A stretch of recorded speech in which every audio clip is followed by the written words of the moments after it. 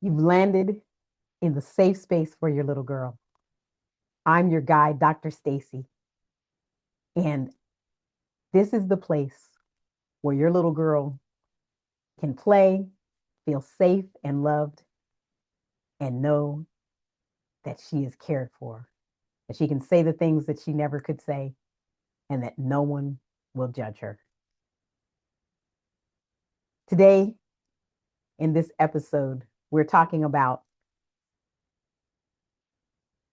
today in this episode of Staci Speaks Hope, we're talking about what the H in hope stands for.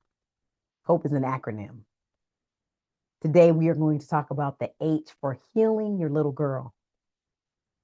So many women think, I'm strong. That's just the way I am. We've heard that. We believe that. That strength has been with us. And it started maybe not as a personality trait, but as a survival skill.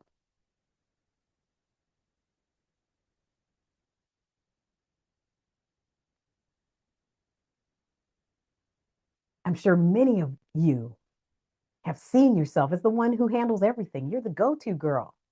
You get it done. You don't need help. You don't have to ask for a bunch of help. You know how to get it done. It may even be hard to get help because people don't do it the way you do it. You don't want to have to explain it. I've heard so many times, if I've got to tell you how to do it, I can just do it myself. And after being called the strong one, that becomes your identity. That becomes the S on your cape. And how many of us have gotten to the place where secretly we're exhausted because that strength takes a lot to produce, it's a lot to carry. And of course, you look strong on the outside, but inside, you know, if nobody else does, that you're tired. You worn the costume of strength even well after you got tired of playing the role. Then you got frustrated and started to even resent the people that you've been taking care of. Let's look at how we connect those things. When we were little girls, if somebody did something to us, we took it in a couple ways. We perceived that either they were being bad and wrong, which maybe they were, or we said, what's wrong with me? What can I do to be loved, to be liked, to be accepted? And as we started to want to feel that sense of safety, we started to decide, I can't be vulnerable. I can't tell you that what you did just hurt me if you were bullied or if somebody was intending to get a reaction from you from what they did. So you just decided, I'll just be strong. If I'm strong, no one can hurt me. I've got up my armor. Or if you've counted on people and they weren't there, it's easy to say, I don't need anyone because I don't want to be disappointed again. That little girl didn't do that to impress anybody, but she did want to feel safe. I remember when my little girl made those some lifetime decisions. I was so happy. I had a best friend. I had moved to a new school. I had been the only Black girl in school, and I got to go to school with some other Black girls, and I was so happy. And I had a best friend. And I wanted more than anything to fit in with the other girls. And one day, that best friend, followed by all the other girls, decided they wanted to make a circle around me on the playground. And there was a push or there was some other little antagonistic movement, and a fight happened. Completely knocked me off my socks because I had no idea how it happened, why it happened, what started it, and the hurt that I felt, the betrayal of, wait, you're supposed to be my best friend, left me completely confused. And this happened. And the recess was over, and we went back to class. All I could do was go on with my day. No one could see my pain in that classroom. No one, the teacher didn't catch. And maybe I looked a little differently. I was more disheveled, maybe a little nervous, maybe more quiet and reserved. And because of that pattern continued for 3 years, because I wanted the friendship, I wanted to belong. There were no words to explain what I was going through. I didn't have that language. I hadn't developed that yet. This was all still new to me.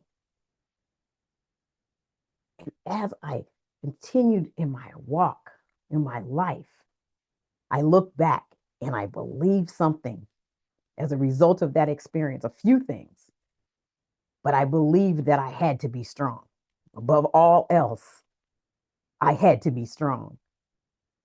And the stronger I was, the less vulnerable, the less open, the less honest about how I was feeling that I could be. I'm sure you can relate to that. That's not a unique assumption or decision that I arrived at, even if your circumstances were different. How do we put this together? How does this show up as adult women? Women don't get along with each other. Maybe it goes back to when, as little girls, the people that we allowed to be close hurt us, whether they were other children or whether they were adults. What did we do? Keep your distance. You're getting in my personal space. You're getting close to my heart. You need to back up. For me, I could cuss you out. I could cut you off with my words, with a look. I didn't fight much, but I wanted to. So I gave off that air. If you come at me wrong, I'm going to jack you up because I had muscles. That was another thing of physically to be strong. I had big old biceps because I could do pull-ups all the way back to 7 years old. And that gave me and us, we didn't trust when we felt that way. You don't trust people if the people you've trusted have hurt you. It doesn't make sense. You wanted to be cared for. There's no way I'm going to let you know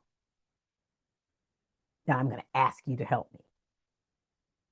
And in our life, in our walk with the Lord even says, ask and it shall be given to you. If our practice is not to ask, that even affects how we interact with our loving Father.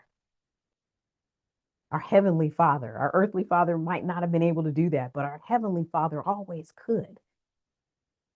And then we had to show up, everything in place, hair, makeup, clothes. We had to look like we had it all together because maybe inside there was that part of that little girl who was still shaking and nervous. So on the outside, strong. On the inside, hey, can somebody just check on me? It was during COVID that people finally said, check on your strong friends. That was 2020. I was born in the 60s. How many other people's lives extended beyond that time? And they still needed to be checked on, but because of that exterior, it didn't happen. When I was like that, when I was pushing people away, I didn't consciously know that. It wasn't something I decided to do. It was reflex reaction because inside I thought I was protecting myself from ever feeling that kind of pain again. But there's a cost that I never counted on.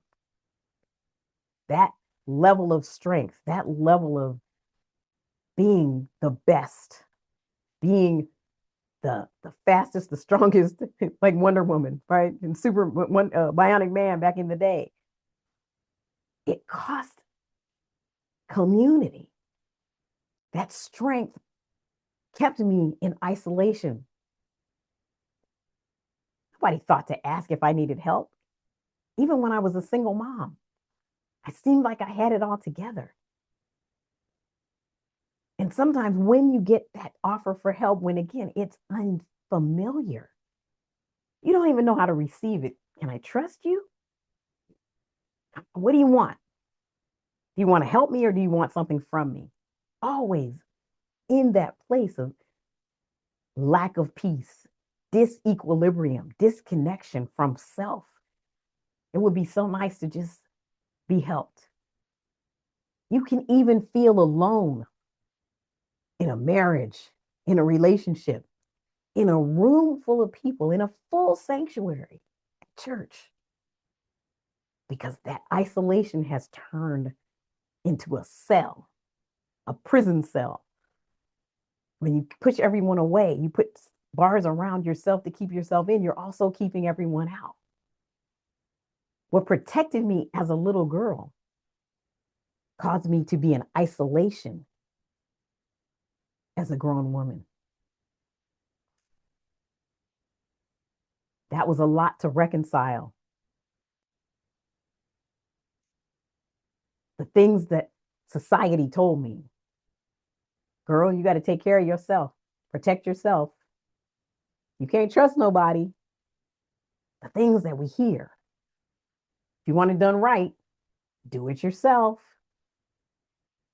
And even though we're worn out, then that causes the horizontal disconnection because now we're in isolation, but now we've got a vertical disconnection from God. Because now we're saying, okay, God, I got this. You can help me on this and this and this. And that is not the highest and the best, the freedom that he offers us. God tells us in his word that my strength, my power is made strong in your weakness. But we have weakness as a negative.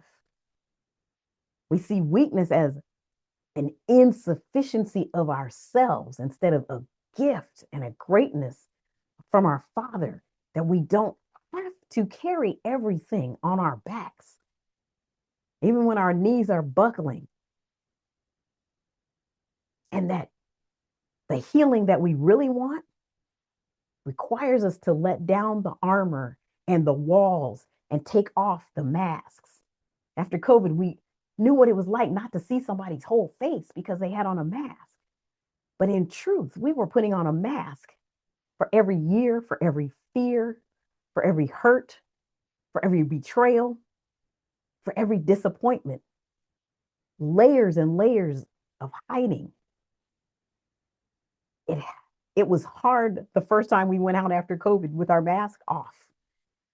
And God shows us his love by sending us people to support us. We made our bubble, and there were people we felt safe being around. And that bubble grew and grew and grew. When we acknowledge that we don't have to and aren't able to do everything that we called weakness,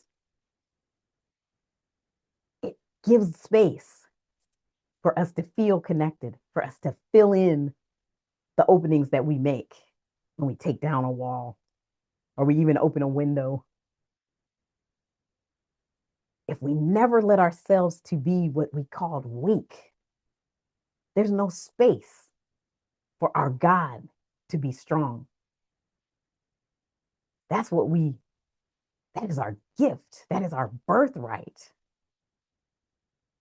But we've got to let it in. If this if you can relate to this, if you have said, I've said that, I've done that, I felt that, I've felt that, I feel that, you're not bad, you're not wrong. I want you to just take a moment just to be gentle with yourself, love on yourself, and ask a couple of questions.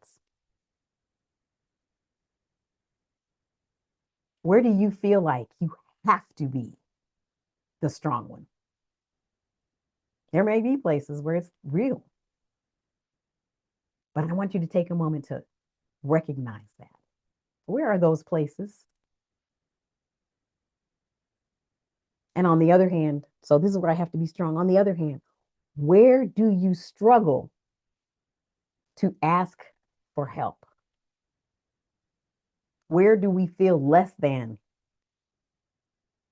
incomplete, incapable, incompetent when we ask for help? And the last question, where might your strength be armor? We see it as strength, but where is it really armor?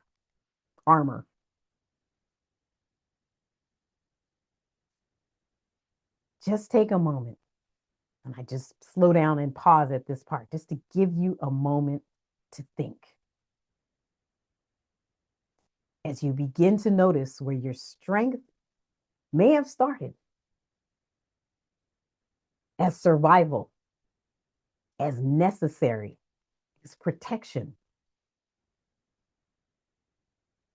it's okay to just notice that. Is there now a need for adjustment? Is there a need for the scale to be balanced? Are you protecting where that protection is not needed? Is there a new way you can show up and be every day? Is there a new way you can talk to your little girl? Love on your little girl. Tell your little girl what she wanted to hear most all the time is, baby girl, I got you. And you're safe and you're loved. Always take time to honor that little girl because she did the best she could. Did the best she could. She did what was good and right to her at the time. So honor her and thank her. And now you can tell her, I'm grown up now. I'm not afraid of those things anymore. My validation doesn't come from everybody around me. It comes from God. Who does God say that you are? And now you get to take care of her. The good news is that your little girl was strong for you. And now she's ready and longing for you to be gentle and tender and say sweet things to her. You're at the right place. You're at the right time. If this makes sense to you, healing is possible. And better yet, you've joined this space, which is a community, a safe space for your little girl at Staci Speaks Hope, where you don't have to do it alone. If this is what you've been longing for, if this is what your little girl needed to hear, if this has caused you to stop and take a deep breath, or if it made you catch your breath while you were listening,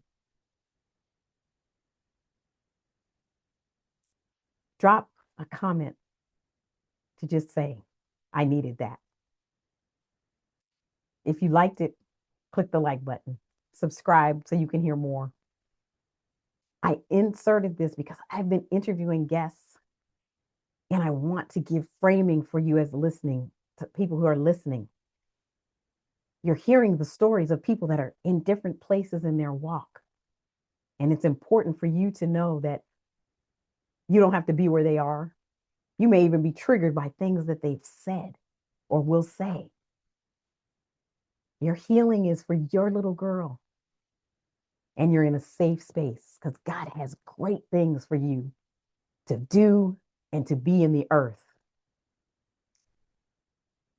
I'm Dr. Staci, and I'm inviting you into a space where wholeness is offered, the process of healing, walking it out, going through the steps that console your little girl and free your grown woman to be walking in the fullness and the purpose that God has called you to. This is your time. This is your space. You're not here by accident. If you're curious, follow me on Staci Speaks Hope on Instagram, and I'll put some resources there to support you. In the meantime, be blessed.